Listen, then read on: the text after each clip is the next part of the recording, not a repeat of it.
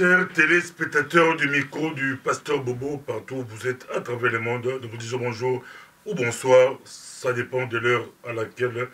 vous nous regardez. L'heure est très grave par rapport à notre pays, la République démocratique du Congo. Nous sommes encore avec Madame Justine Poyo Kasavubu, la fille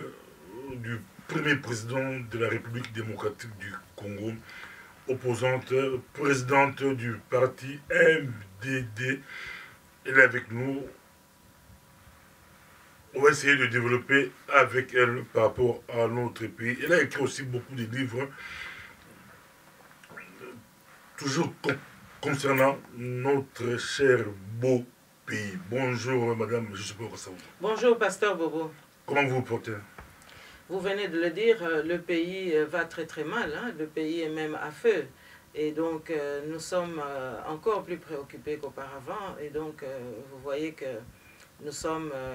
au cœur de l'action et j'espère bien que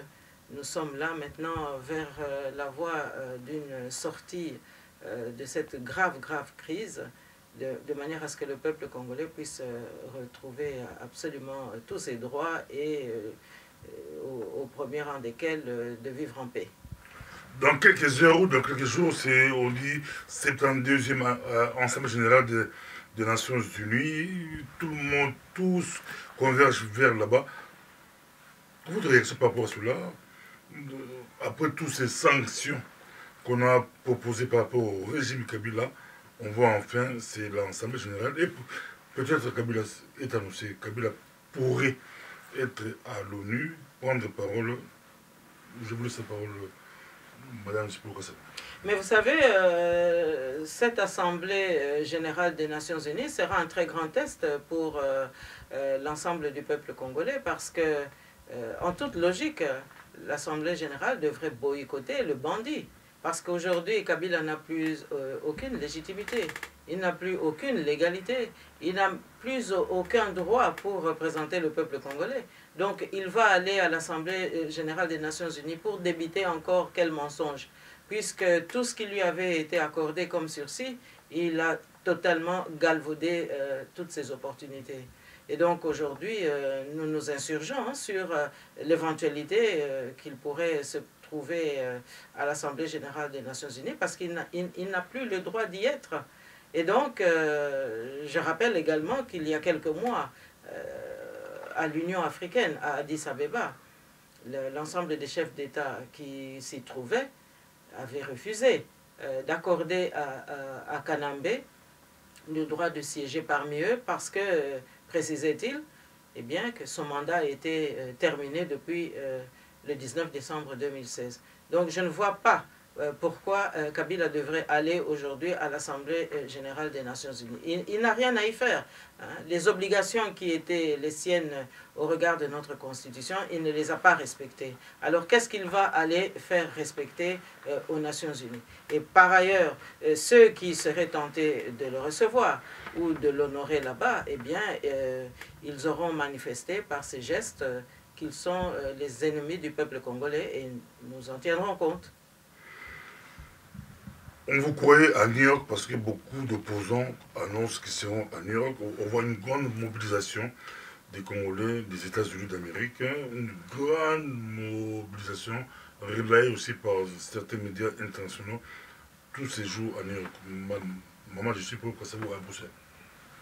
Et vous savez, New York, c'est simplement, comment dirais-je, c'est l'écho de toutes les capitales qui comptent au sein du système des Nations Unies. Vous savez que le Conseil de sécurité, évidemment, est un organe aussi qui compte, mais New York aujourd'hui, oui, c'est le cœur du monde. Beaucoup de pays seront représentés par leur chef d'État, mais tout ne se passe pas à New York. New York enregistre ce qui se passe ailleurs pendant l'année. Et donc, là où nous serons, pendant que d'autres se trouveront à New York, nous serons aussi utiles, parce que vous savez que la géopolitique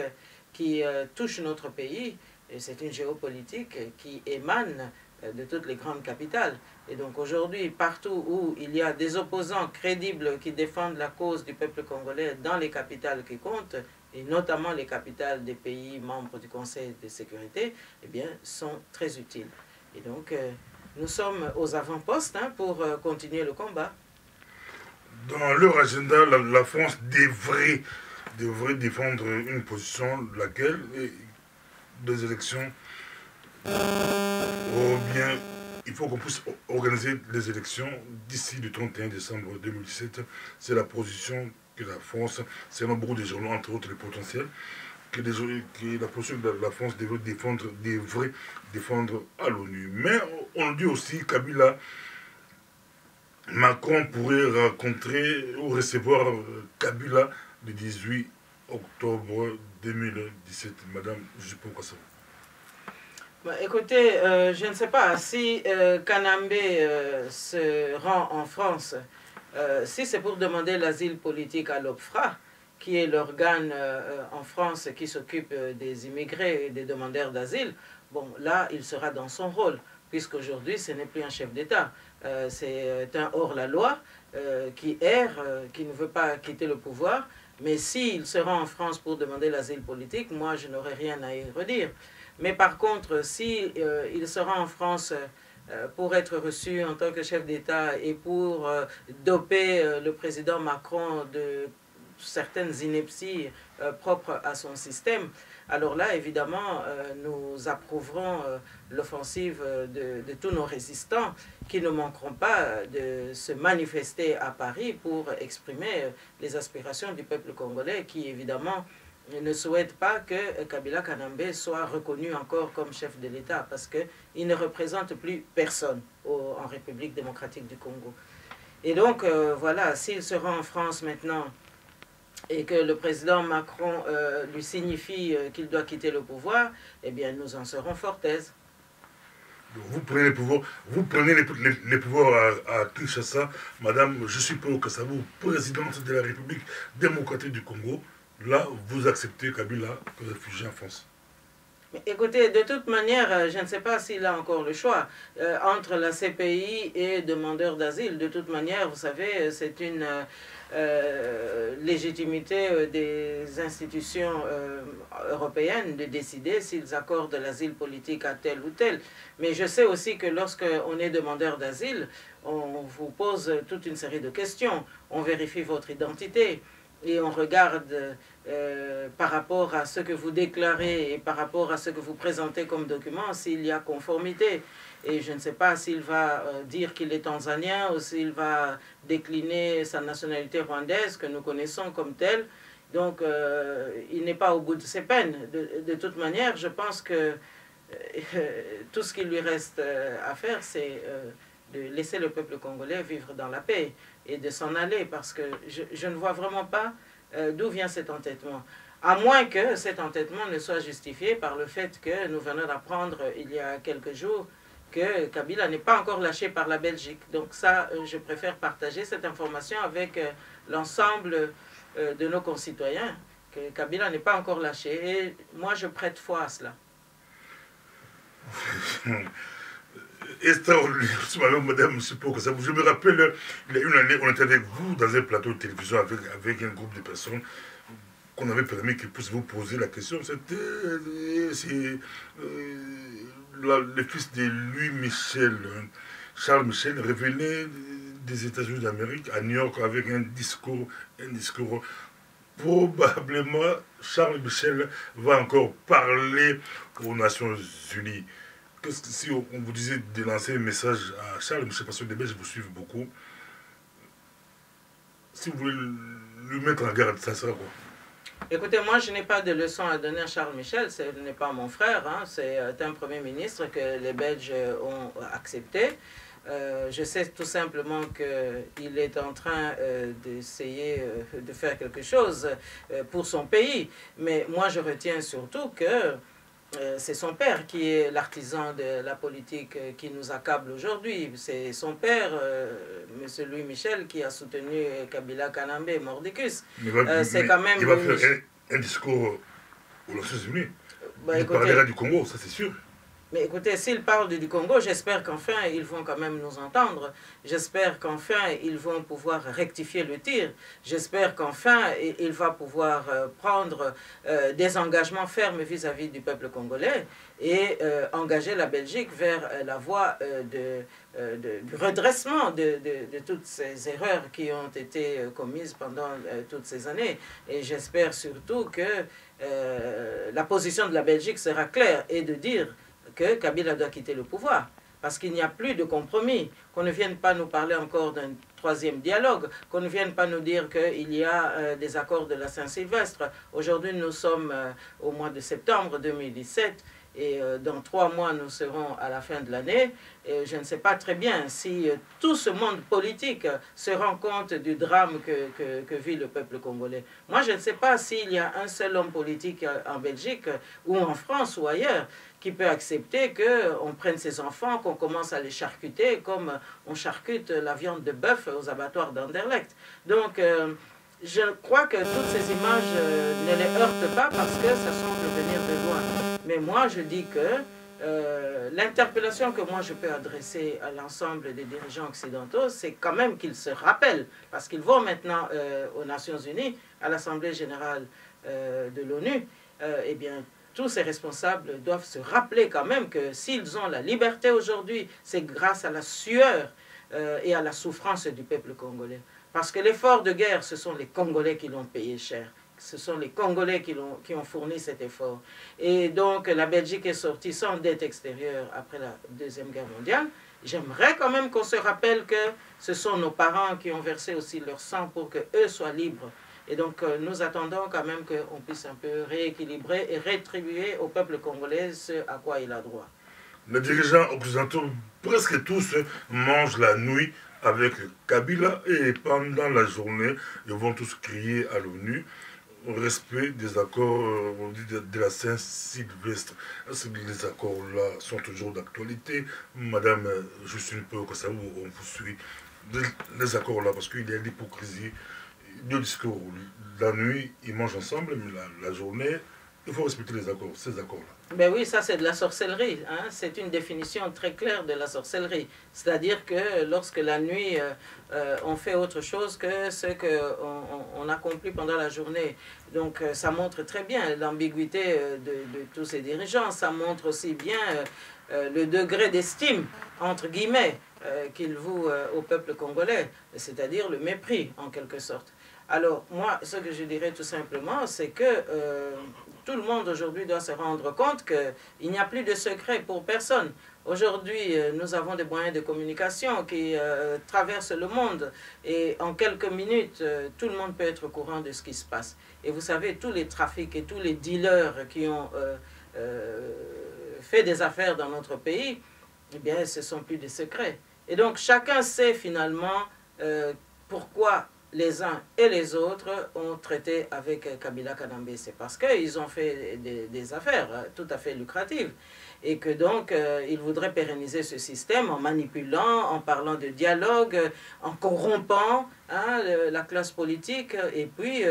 en faisant des promesses qui ne signifient absolument rien. Mais moi, je préfère dire que le Congo se redressera. Parce que, à force d'humilier un peuple, eh bien, ce peuple finit toujours par se redresser. Et le Congo est aujourd'hui en voie de redressement. Et j'aimerais bien qu'on puisse se dire que le 4 janvier 1959, on ne donnait pas 1 centime pour que les Congolais puissent se révolter. Mais les Congolais se sont révoltés. Et puis après, nous avons eu l'indépendance nationale. Et donc aujourd'hui, nous sommes dans un processus analogue. Le peuple en a assez de l'imposture, de la dictature et puis de tous ces supplices que nous vivons au quotidien, et j'aimerais bien qu'on puisse entendre ces cris. D'accord, c'est vraiment, maman, je suis pour Kassabou à lobby, Kabila soit joué à la France, un des conseils en Ngunda, un conseil asile politique. Tant que je suis à la France, je vais déjà avant quitter mes zones en sous, les zones en sous. Du pétrole à Ituri, France allait intéresser, le pétrole à Ituri, Kabila a intéressé dans le référendum. Il va se la donnant, madame, je suis pour Kassavobo, au Kolbalini, quand nous sommes France, à défendre les sur la ONU, quand déjà, ils ont dans le poteau, yobi, on doit bien la kindo qui pensa, na butu de Gamususu, na moi de Gamususu. La pêche Maloba, Kabila, Ngunda, la France. Atika la France. Oyebi makambo wana ya pétrole ebandi lelo te. Tala kaka ndenge frontière na biso baza ko bongola yango. Tala kaka ndenge infiltration ese kota na mboka na biso. Ezali kaka pétrole ya Ituri te. Toza pe na makambo ya pétrole kuna na kote ya Mwanda, kote ya Angola. Mboka na biso eza na bomengo kilikili. Donc problème wana etali kaka makambo ya France te. Totala makambo ya Congo na ndenge ya mobimba na yango, na ndenge ya bosolo nango. Biso ba Congolais faut topesa réponse moko penza ya makasi. Kasi ye azako ya na France wana. Mais ba résistant basi balobi ba kotelema esengeli pe ezala kaka ndenge wana tokotelema. Emmanuel Macron a côté na pouvoir ya France te pona koya konyokola lisusu peuple congolais. Peuple congolais biso esengeli toyeba penza tina ya mboka na biso. Esengeli pe toyeba ke soki toteleme mutu moko akoya ko bangisa biso azali te. Yango wana naza koloba soki aye po basala 50-50 ou bien nga na pesi yo pétrole yo opesanga boy kasi bayebi ke baza ko collaborer na mutu azali mopaya. Tango gouvernement responsable kokota penza na ebonga, gouvernement responsable akoyeba kozongisa ba droit ya peuple congolais. Et sika ba dédommagement ekosenga bazongisa la biso, bazongisa la biso wana tokoki na mona la biso pasite. Moyibi a continuer akoyiba kasi soki mokolo penza nzambe akani te bakanga ye. Bakokanga kaka ye makambo pe kosuka, ba dommage intérêt ekozala nango. Donc peuple congolais akoko banga te, mais il faut totelema esengeli to sala makasi ya biso moko. Pote makambo wana esila. Ye Kabila aza kozwa mutu makasi wana wapi. Po biso moko ba Congolais tozopesa ye makonzi. Totolaka pe makambo ndenge ezali, toza kopesa ye makonzi pamba te lokoso pe ese kota na opposition. Ba uta ye ko benga ngai lobby, bato ya Kinshasa ba lobby na ngai mama awa classe politique kotia na osu motema te. Bango nyonso to baliaka na Kabila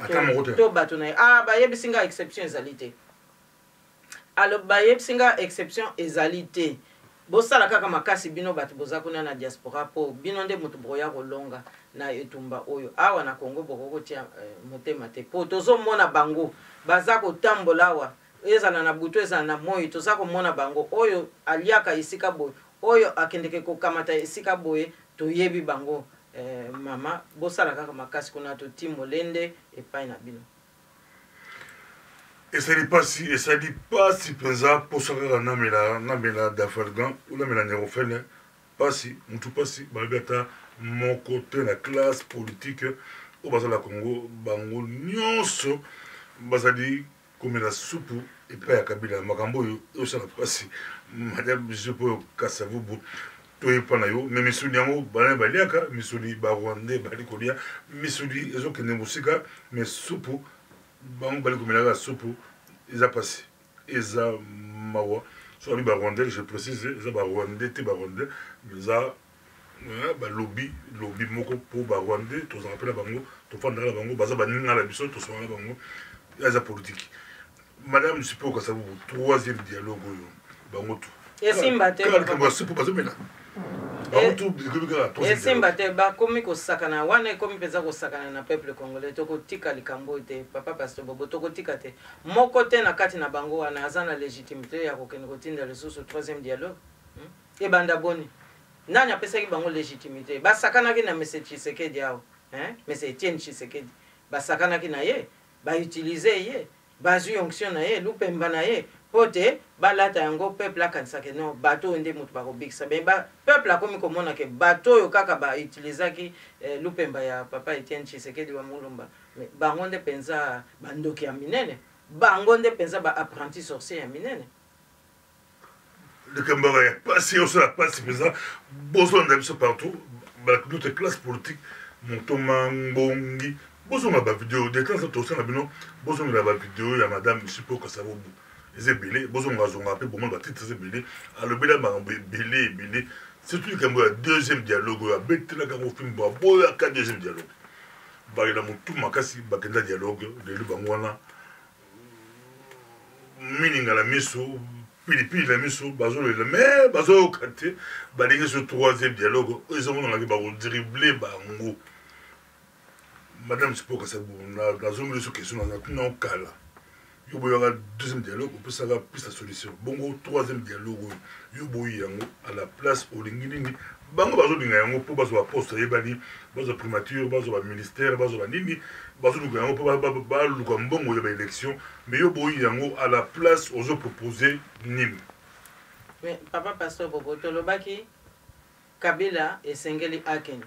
tolobi transition sans Kabila elingi koloba nini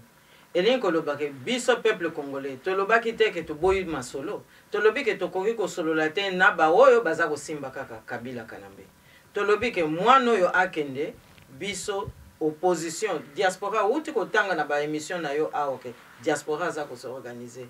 ba conclave ezali kilikili ba programme ya gouvernement eza kosala biso eloko toza ko proposer ezali ke gouvernement oyo penza ba congolais crédible oyo penza baza na vision ya mboka na bango oyo baza na programme ya mboka oyo bakotaki te na babuzobo nyonso po oyo nyonso to akotaki na buzobo critère ya liboso yango wana na ndenge bango ba excluaki ba congolais mususu oyo baza penza na vision po bakende penza kolia po bakende ko tricher na ndenge tokozongisa mibeko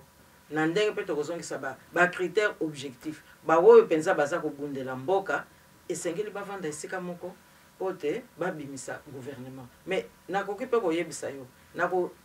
buka sekele ya bande côté kasi ba gouvernement ya alternance ezali oza koyoka te ba mususu kutu basi balobi ke non bazali penza prêt pona ko gouverner mboka bazali moko baza kolobango ba gouvernement ya alternance ezali prêt eloko kaka ezali kosala bato penza problème ezali ye Kabila wana soki balongoli ye bakotia nani wana nde ezali elobeli ya ba mindele ya bapaya mais biso tokotala wana te biso tokotala ke le moment venu biso ba congolais tozo telema papa pasteur biso toyaka wa mingi tolobaka tozape na ba site tosi topesa ba programme tokenda na ba cercle mingi awa tosi to présenter programme bayebi bao nyonso tu balandaka masolo mboka na biso bayebi ke tozana gouvernement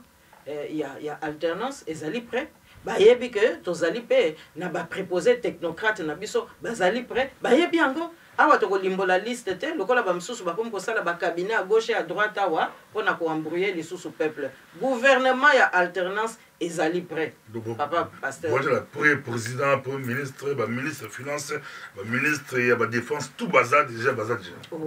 bongo peuple congolais nde azangi ba compétence papa pasteur Bobo nde yango wana eloko penza biso tozaki kotia penza miso peuple congolais azangi ba compétence te ba compétence ya peuple congolais eza vraiment nanzela etelemi eza kozela kaka moment wana pote ekende penza pona kosalisa mboka na biso na peuple na biso mwana wana il faut akende ba pression sikoyo parce que balobaki na biso nini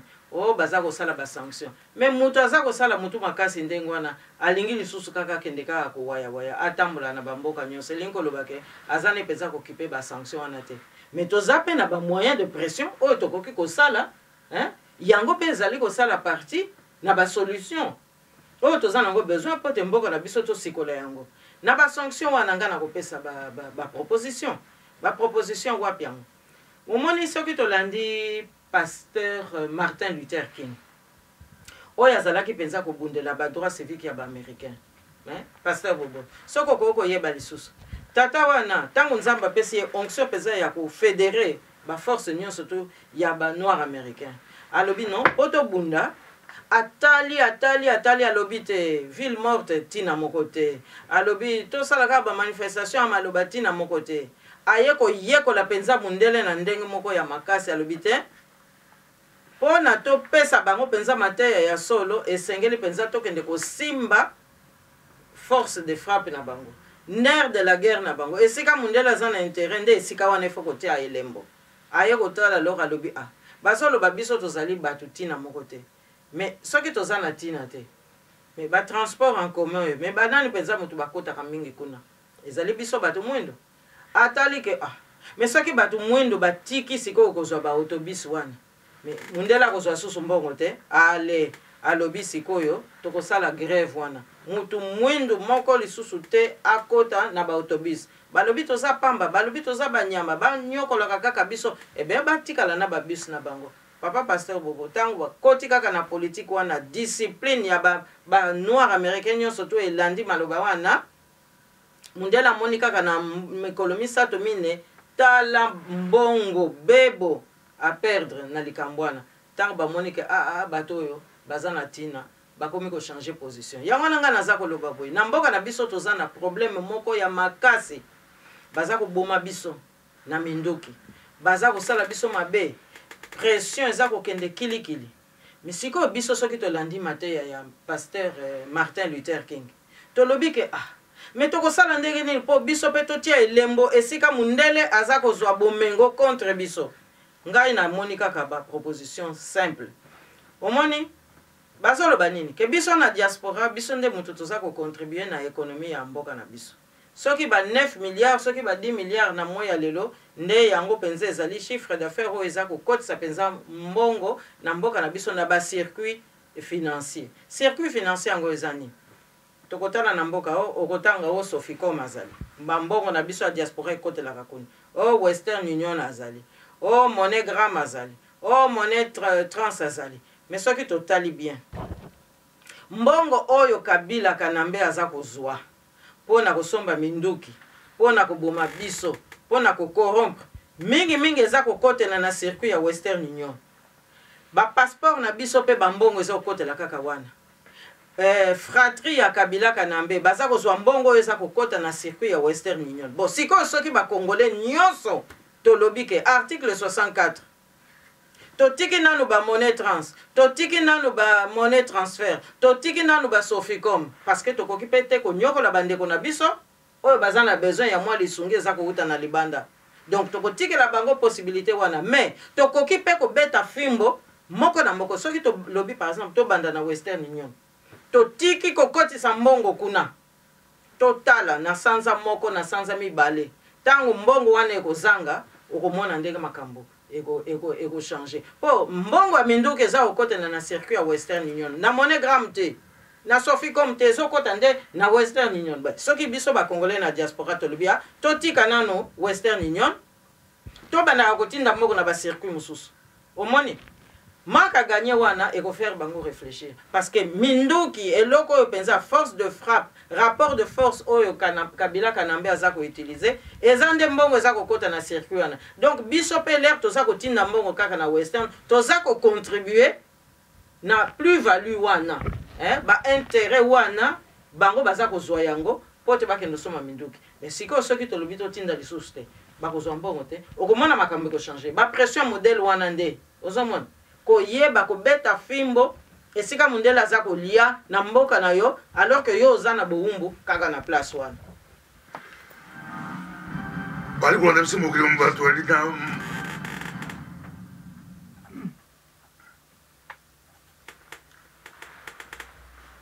bali kolanda biso mokili mbato alika madame je suis pour Kasavubu eza matata tokokende kosukisa me likambo ozosala mapasi ezali nasi kolandaki yango yo oza branché mpena branché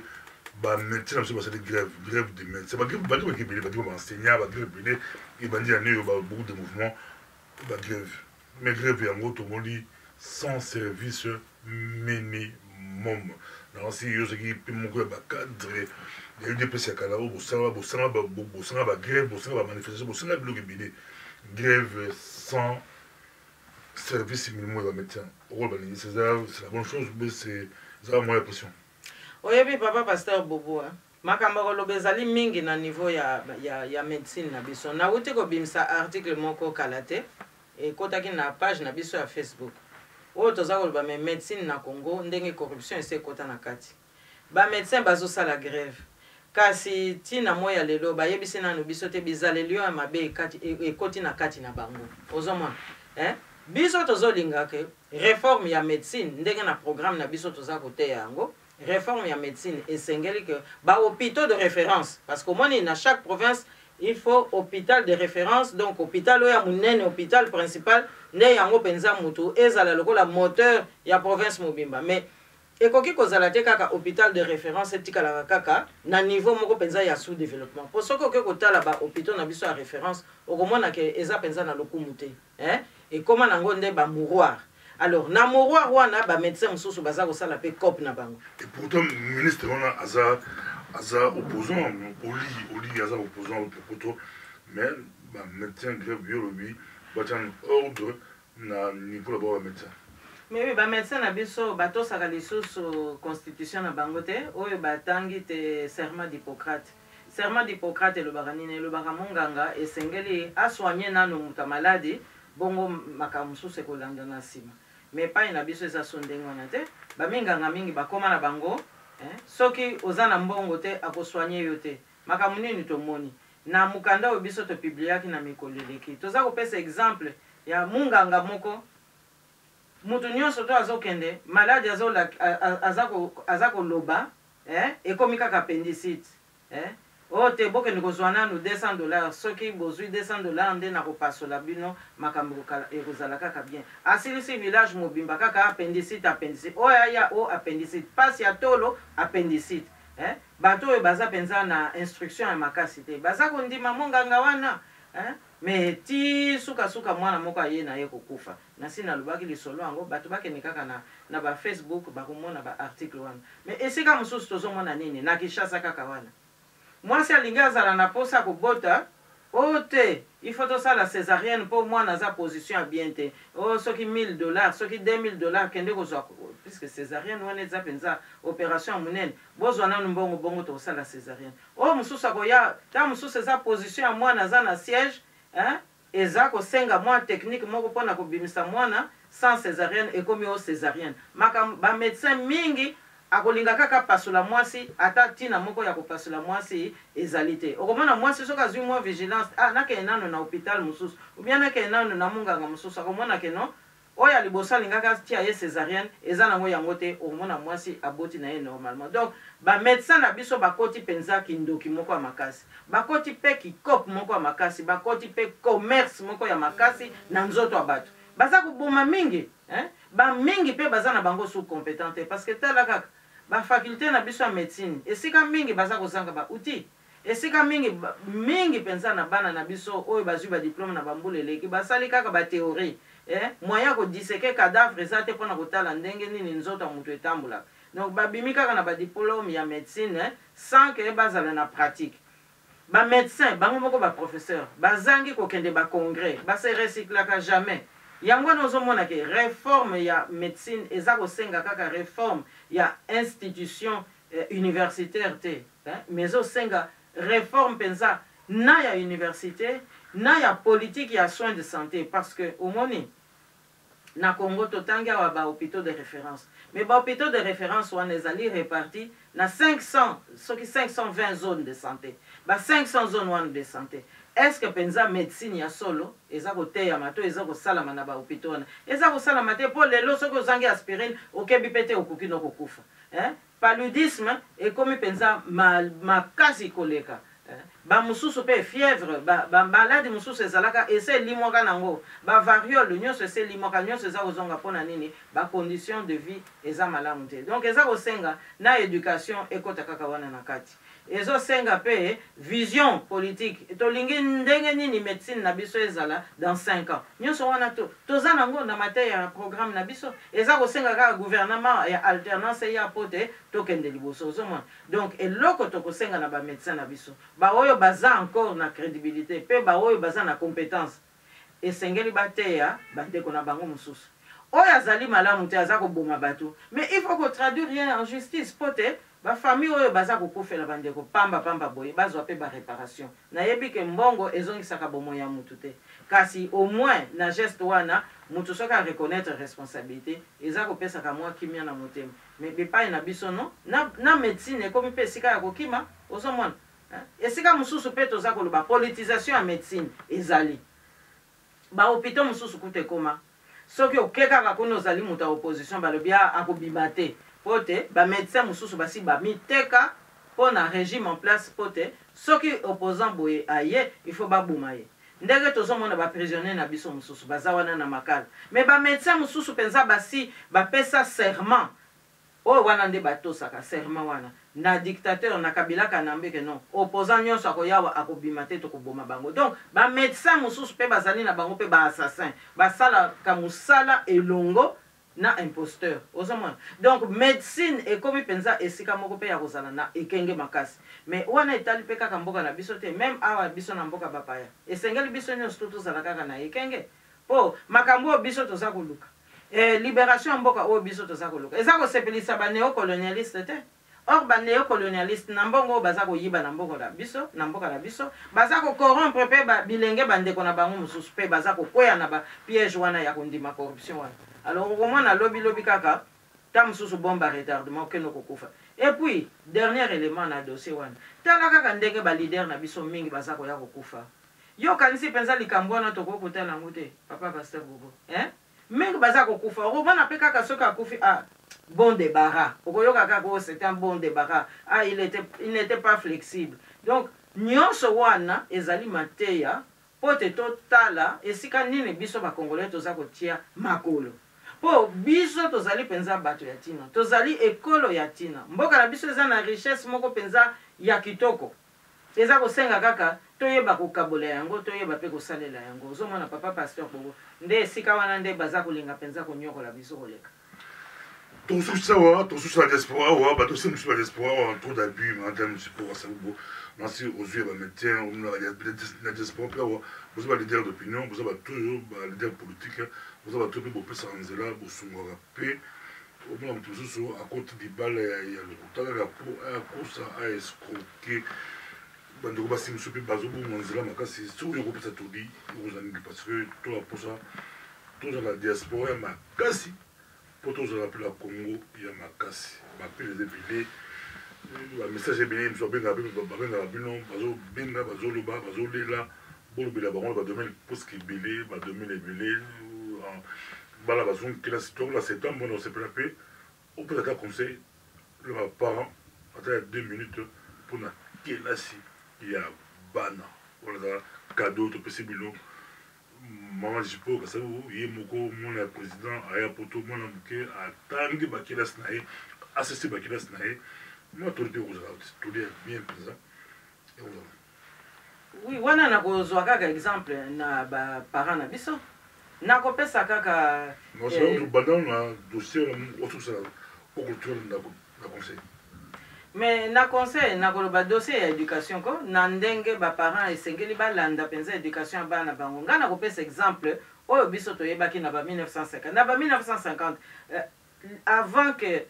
mouvement ya décolonisation penza ekota penza na kati ya mituna ya ba colon na oya biso pona koyebaki no ba congolais bazolinga penza bakende kozwa émancipation na bango na indépendance et bandaki liboso wapi et bandaki liboso na association de bourses d'études du Mayombe. Ozomon ezate po ezali esika biso babota biso to ba parents na biso babota bango no mais association ya bourse d'études esalamaka na 1952-53 ouais histoire wana ezali histoire eliko lobanini eliko lobaka ba parents na biso bon tribalisme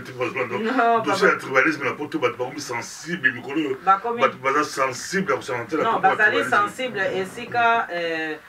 esika équilibre ezali kozanga mais esika likambo za kobotama okoki koboya yango te soki baboti yo na mbandaka papa pasteur Bobo okoloba te ke babotaki yo na Kisangani esika baboti yo soki na Mwenedito okondima kobotami kuna mais eloko biso toza koboya ezali ke tribalisme oyo ezali koboma bandeko mosusu oh non biso tokolanda intérêt à peuple congolais. Donc bourse d'études wana idée eutaka nde kuna na Mayombe baye nango penza na capitale bongo siko balobi non lokola mundele aza olinga penza kokotisa éducation noki te oyebi bien que na colonisation bana basi batikaki bango kaka na bamakambo moko lokola école ménagère ba foyers sociaux nde bana mibali pe malembe liboso ezalaki enseignement na lingala bongo moke eza koya kokota na lokota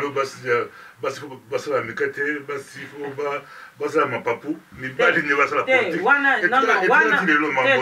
wana elingi kolobani na boposa pe mawanda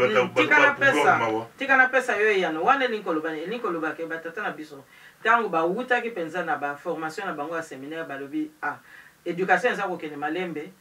po mboka na biso ezala libéré esengeli tozala bato ebele totangi donc toko favoriser bana na biso ba bourse d'études nde yango wana ye kopesa pe mundele alobi a lokole komi boye université Lovanium ezofungama na 1954 tika sikoyo toko fungola pe porte po ba congolais ba bandokende mais na période wana congolais moko te azalaki na niveau ya kokota na université donc il fallait ka kozela ba effort ya ba congolais bango moko yango wana oyoka kakera no batoma kanza bazalaki ba première universitaire bayaki awa na poto po nzela efungwamaki te po te babanda makambo wana na kati ya mboka na biso donc elingi koloba ke batiaki mpenza importance mingi na makambo ya kotanga na makambo ya éducation alors conseil nga na kopesa na bamama lelo ezali ke mwana na mwana azali na ntina na ye mwana nyonso il faut atanga ezali te kotika mwana akende kaka boye mais eza mpe kosenga ke parent nyonso tu alanda volonté ya mwana esika mwana aza na besoin ya kotanga soki alobi ke alingi kozala mécanicien ezali mosala ya pamba te eza kaka bato nde mutu bazalaka bolole mais mosala nyonso tu ezali mosala ekoki kopesa mutu kilo mpe valeur na ye mwana alobi ke akosala université papa na mama il faut babunda po baassiste mwana po il faut que biso bakongolais toyebaka mpe koaccompagne bana na biso toyebaka mpe kosimba bango toyebaka mpe koparticipe na vocation na bango po soki nzambe apesaki ye don akoma alobi ingénieur mais yo papa alobi yo te akende kosala mosala mosusu omoni ke ekosimba mpenza te donc eloko biso tokosenga mpenza ezali ke chaque parent atia mpenza elika ke mwana esengeli atanga kotinda mpe mwana atanga mais bato nyonso tu te bakoki mpe kozala universitaire bamosusu bakoki kozala bango nyonso tu bamédecin te mais mwana na mwana mutu na compétence na ye na vocation na ye akosala oyo akoki kosala mpo mosala nyonso métier nyonso esengaka papier esengaka diplôme nango donc nde yango wana ifo tosala mpenza makasi yango wana tokozongisa biso ntango tokozwa ebonga babourse d'études mpe tokoencourage bakongolais basala baétude scientifique oyo ya makasi oyo ememaka mpenza bausine oyo ememaka industrialisation ezali teke totinda kaka bana na biso nyonso basala kaka badroit basala basocial te sikoyo tokosala lokola ndenge bachinois basalaki bapesaka mingi bourse na badomaine scientifique biso mpe tokoencourage bana na biso bazala na badomaine scientifique po yango nde moto ekopermettre ke diamant oyo toza kopikola na mboka na biso mais mayele nango eza ndenge nini tokobanda kaka kozelaka kaka ebima nanu bongo après baya konyokola biso na ndenge ya kotekela biso yango na ndenge moko ya mabe non esengeli biso mpe tozala compétitif ndenge balobaka na lopoto omoni na bamboka lokola baafrique du sud baza oya konyokola biso sikoyo na makambo ya mai na biso ya inga to babarrage na biso ya inga mpo ekendeke kaka kopesa bango baélectricité kuna mpona baindustrie na bango mais soki otali malamu scolarisation kuna mpenza ezali makasi biso sikoyo ifo tozongisa mpe scolarisation tala bana na biso lelo mpona kotanga mpona kokoma ekomi mpenza problème koloba mpe kaka monoko ata lopoto même ata eza monoko na biso te mais ezali instrument de travail mais bana mingi lelo baza susu kokoka koloba lopoto te même ata bamikolo mosusu tala akomela yo papier bamisusu na Facebook bamoni ke mpenza liberté ekomi kuna mais tala ndenge bafaute ezali wana nyonso eza kolakisa nini déficit ya système éducation ya mboka na biso donc tokozongisa manso wana mais éducation ekozala priorité mpenza na gouvernement kaka gouvernement oyo ekoya na baélection te na nsima mais déjà na gouvernement ya alternance il faudra éducation tozongisa yango na première place. Merci beaucoup ezalaki esengo kwemba madame je suis po kasa bobo tosukisi awa tokotourne prochainement mpenza babu bokebela makambo oyo tobokola bana malamu balobi tangisa bana malamu mpenza tokotisa bana classe ezala bana ya basi tangisa bango kelasi ezala bana mibali tangisa bango kelasi po te avenir ya congo ya lobi eza na maboko na bango tofukisa awa mpe tozanga une minute okoloba tofukisa. Oui, dans une minute wana papa pasteur Bobonga nazaka na liloba moko mboka na biso baprogramme oyo nyonso régime alternance changement oyo toza koluka kosikola mboka na biso eza kosenga kaka impératif moko dictature elongwa na mboka na biso Kabila Kanambe akende ozomona tokoki kondima lisusu teke bapaya baya kokonza mboka na biso wana tokoki kondima lisusu te yango wana nga naza kopesa mpenza longonya mingi na barésistant nazopesa longonya na bapatriote nazopesa longonya na bacombattant mpe nazopesa longonya na bamama parce que sikoyo diaspora congolaise ya bamama mpe eza komilakisa diaspora congolaise ya bamama mpe eza kotelema baza kolobela biso Dr Denis Mukwege ye nde moto aye kosalisa biso bamama aza kobongisa nzoto ya biso bamama po te mingi na kati na biso bazoki bapota ndenge na ndenge boyebi masolo wana kasi toyebi peke mabe wana nyonso tu oyo biso bamama tovivre na bamassacre wana eza kowuta na politique moko ya extermination délibérée ndenge balobaka yango na lopoto donc elingi koloba ke bato mpe ya maboma bamibali mingi ya maboma bazali na gouvernance ya mboka na biso alors soki kote moko tozali na munganga oyo aza kobongisa mpenza l'homme qui répare les femmes ndenge baza koloba ngai nalingaka liloba wana te me nakanisi mpe sikoyo ntango ekoki ke tokokisa mpe na kote wana parité mosusu ekota mpo na kosala ke les femmes qui réparent les hommes po les hommes chez nous mitu na bango eza lisusu kosala bien te mitu na bango mpenza ebebi nayokaki pasteur moko aza kobwaka kuna na réseau social kalobi ngai mutu esi ebeba pasteur mobimba alobaki liloba wana donc elingi koloba ke mibali kote na biso mpe baza na besoin sikoyo bamama bakonza mboka